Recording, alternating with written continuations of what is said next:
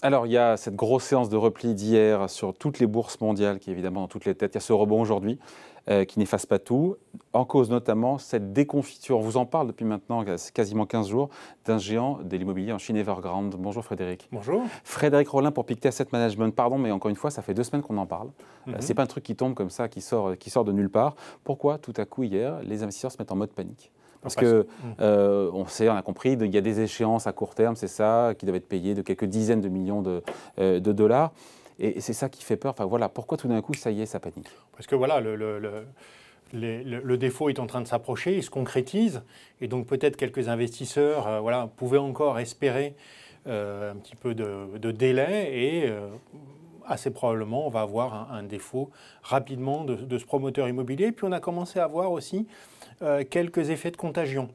Donc, notamment un autre promoteur immobilier, Cynic, dont les actions ont baissé pas loin de 90% très très rapidement. Et donc, c'est un peu la crainte de contagion. C'est l'effet contagion.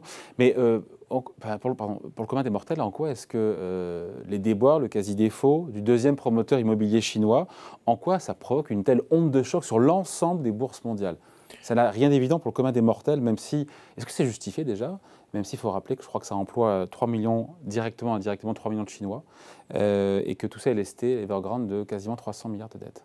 Alors, c'est vrai que quand on regarde 300 milliards de dettes, et sur les marchés financiers, on parle de 30 milliards, 20 milliards sur le dollar, et puis 10 milliards sur les obligations renminbi. Donc, ça représente très très peu du marché obligataire chinois.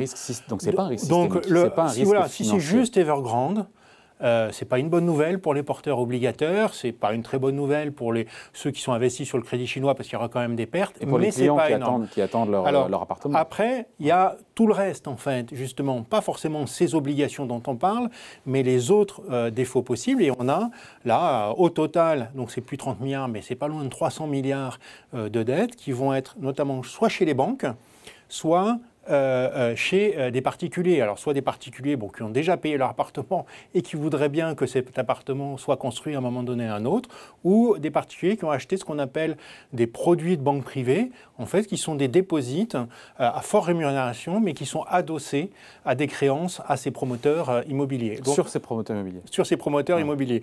Donc, il y a deux, je dirais, canaux de contagion possibles.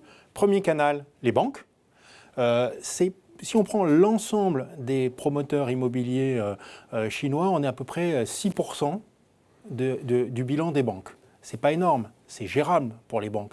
Mais on peut se dire, attention, il y a peut-être quelques banques régionales plus petites qui ont plus que 6%, 6% c'est une moyenne, et qui pourraient avoir des difficultés. Certains disent aujourd'hui c'est peut-être Evergrande le futur Lehman Brothers.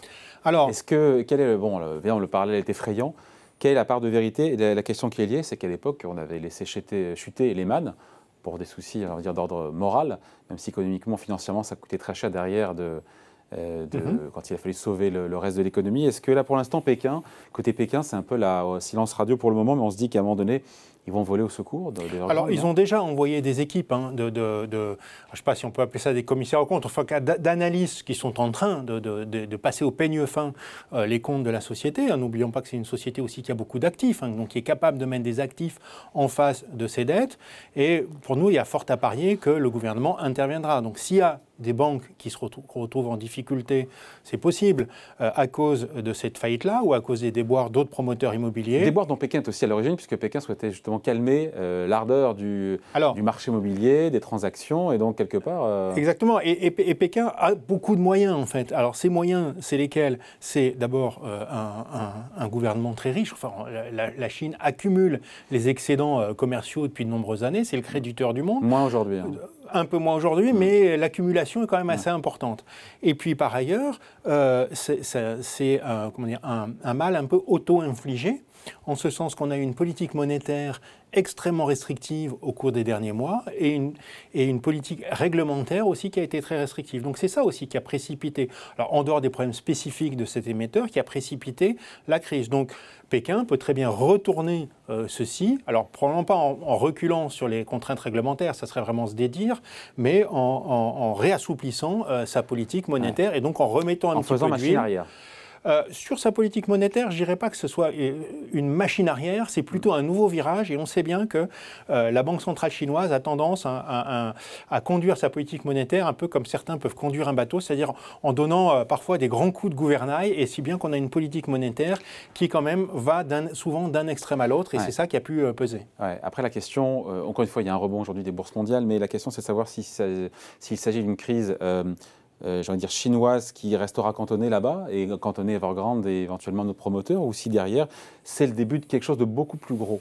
Alors la Chine, c'est un gros morceau en train de craquer. Économique, hein, c'est la deuxième économie mondiale, et je pense qu'il faut aussi aller regarder du côté du consommateur chinois.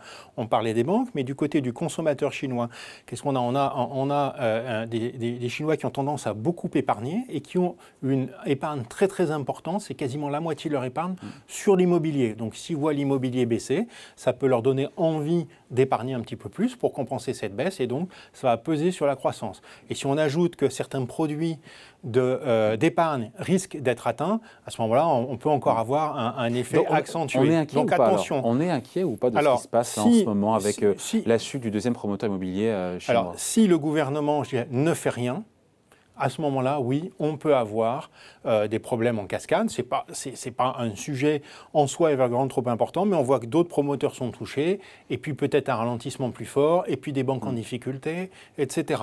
Mais nous, on ne pense pas que le gouvernement chinois va laisser faire comme les Américains l'ont fait en 2008, mais parce que, enfin, vous vous souvenez l'histoire Lehman, hein, c'est qu'ils avaient réglé un problème et puis il était bientôt minuit, ils n'ont pas eu le temps, quelque part, de régler le problème de Lehman Brothers qui est arrivé très très vite. Là, on a un gouvernement quand même qui est déjà assez largement préparé, qui est venu sur le sujet, qui va agir, et donc la probabilité de contagion, pour cette raison-là, nous paraît très faible.